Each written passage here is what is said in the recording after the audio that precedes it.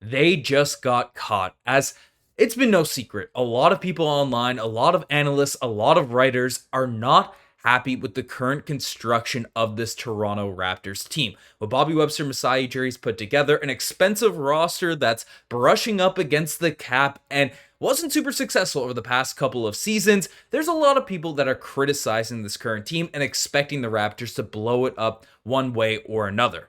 However, a recent article written, a recent trade proposal discussed out there online just reveals how people are actually analyzing the Toronto Raptors and why it makes no sense 99% of the criticism that's getting thrown that way. Well, some of it's valid, of course. There's a lot of people that do not understand this Toronto Raptors team, do not understand what's getting put together, and they're exposing themselves with these recent reports. So we're going to discuss what's going on out here with these trade proposals, what we can actually expect from this Toronto Raptors team heading into the offseason, and if a big blockbuster move ends up going down the only way that it could potentially happen. So lots of stuff to break down out here in this video. But folks, you guys have been crushing it, the support as of late. Appreciate every single one of you, but still over 53% of our viewers have not hit the subscribe button just yet. So make sure you guys hit that sub button if you don't want to miss a single thing going on with this Toronto Raptors team as we inch closer and closer back to the regular season. But let's dive into the news, because frankly, there's some absolute absurdity that we have discussed that we have to dive into in this video, because it's no secret. We know there's been some bad trade proposals thrown out there online, especially when it comes to mid-August, one of the most dead times of year for NBA news. And of course, you're going to see star players thrown out there in different trade discussions, trade talks, banter. Oh, would this trade work? Would this deal work? Or anything like that. And of course, Scottie Barnes is going to be one of those players that's thrown out in those discussions. However, this one might be one of the more absurd ones that I've ever seen. You saw the thumbnail, it's Tyler Herro, Scottie Barnes. This is the 3-team trade put together by Heavy.com, which frankly is just sickening. And that is what it is. We'll take a look at it here right now. Essentially, they're pitching the Chicago Bulls receive Scottie Barnes, the Miami Heat receive Kobe White, Zach Collins, and a lottery-protected 2027 first-round pick from the Chicago Bulls. And then the Raptors receive Tyler Herro and a lottery-protected first-round pick. So we don't even get, if it's a pick in 2028, it falls in the lottery, we don't even get that. So it's essentially a Tyler Herro for Scottie Barnes trade straight up, which I don't want to disrespect Tyler Herro in this video. And I'll bring up the positives of Tyler Herro. This is not what this video is about. He averaged 24 points per game, 5 rebounds, 5 assists on a pretty mid-Miami Heat team last season, but very good scorer, very elite bucket getter. Do not get me wrong. Tyler Herro is a guy that can shoot the 3-ball. He can score in different areas. He can do a lot of things very, very well out there on the basketball court. Not throwing any shade or disrespect against Tyler Herro. However, if we traded Scottie Barnes for Tyler Herro, that would be an absolute disaster class of a move. It's not something that should be contemplated. I know there's some guys that love Scottie Barnes, hate Scottie Barnes. Everyone's all this, that, and whatever.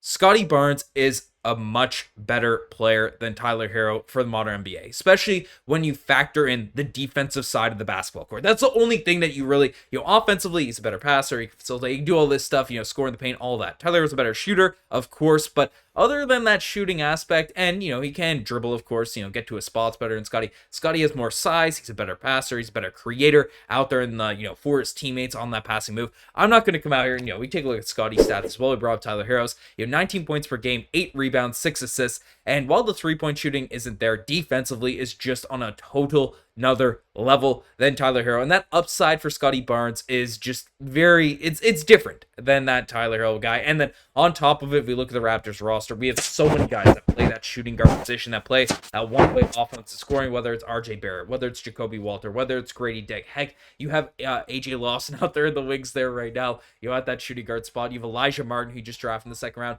There are so many guys that play that role, that play that need of Tyler Herro, which, people talk about RJ Barrett being empty calories. Like, Tyler Herro is good. Do not get me wrong, but, there's a lot of those same criticism getting thrown that way there. Not disrespecting Tyler Herro, but he should not be in the same class as Scottie Barnes. Putting that to bed. Do not make that happen. If the Toronto Raptors go out, even contemplate a move like this, again, this is getting pitched by writers and stuff.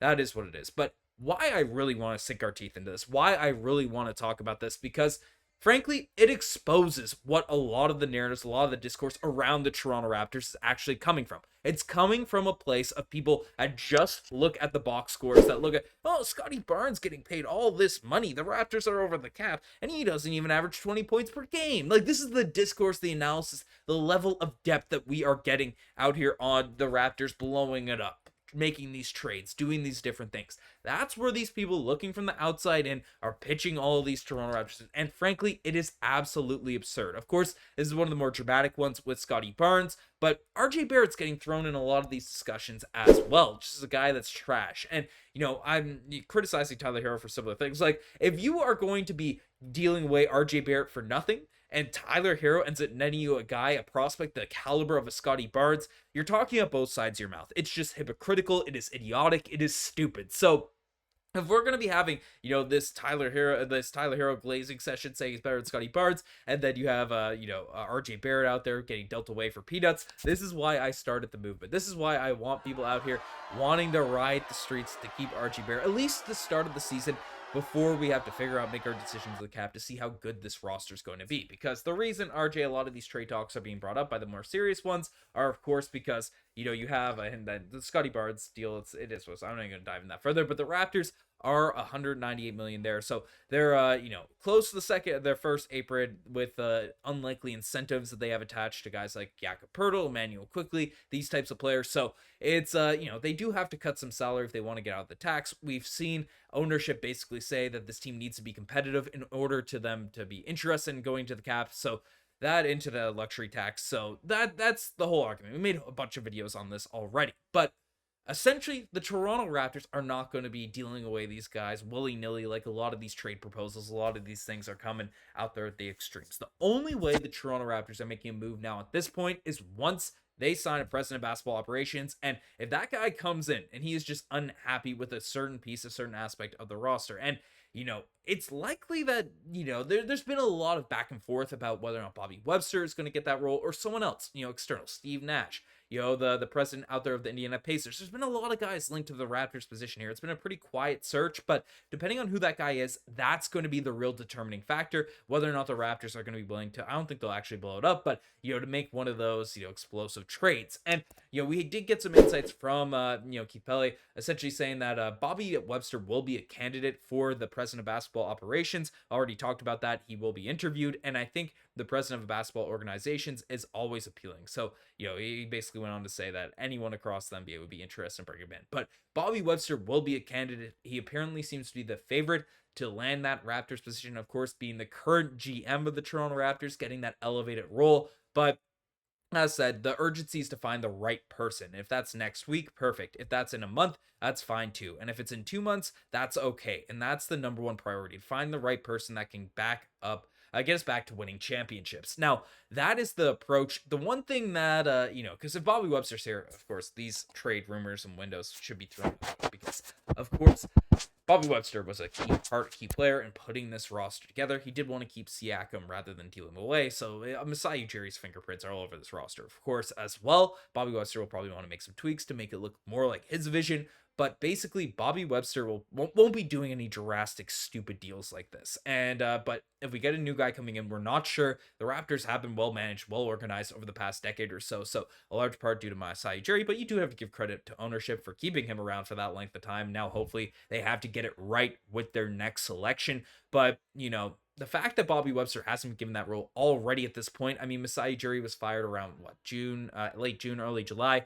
if memory serves me correctly. So it's been a long time. They said it'd be a couple months. We'll see how things actually play out. They're trying to find the right person, but if they haven't figured out Bobby Webster's the right person yet, I would not be surprised if they do go and end up going in a different direction here now at this point. So let me know what you guys think about all this in the comment section down below.